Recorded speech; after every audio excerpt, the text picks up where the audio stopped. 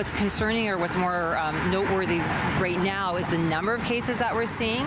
Health officials say Winnipeg is seeing a spike in the cases of hand, foot, and mouth disease in children, and now early childhood educators are advising families to keep a lookout for symptoms of the painful illness.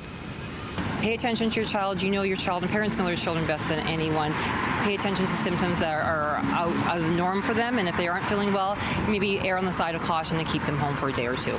Jody Kale, the executive director of the Manitoba Child Care Association, says an informal survey of roughly 150 licensed providers found that 70% of respondents had cases of hand, foot, and mouth in their facility over the summer.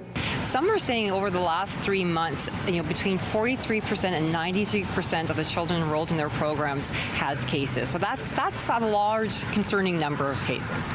Kale says the high case count is hard for both families and service providers, as there are no universal guidelines for when kids can return after contracting the illness, not to mention watching the little ones suffer. It's heartbreaking. It's a horrible disease. It's very painful. It's very uncomfortable for children. Children might not be able to drink or eat very well if they've got the sores in their mouth or in their throat. And so we care about the children and families that we work with, and it's hard, and we just want to make sure that they're safe and as healthy as possible. Shared Health has seen a jump in outpatient treatments recorded at the Health Sciences Children's Hospital, with cases jumping from 29 in June to 138 cases in July. This comes following a 2-year dormancy of hand, foot, and mouth disease during the pandemic.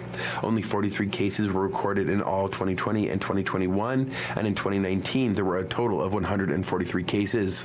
Shared Health says symptoms are mostly mild, with people making a full recovery within a week to 10 days.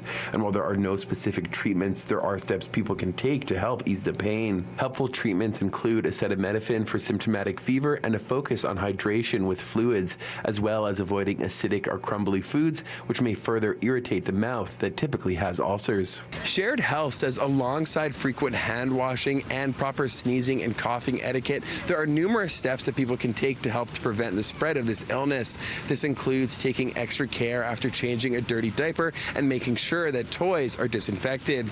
In Winnipeg, Modjeski, City News.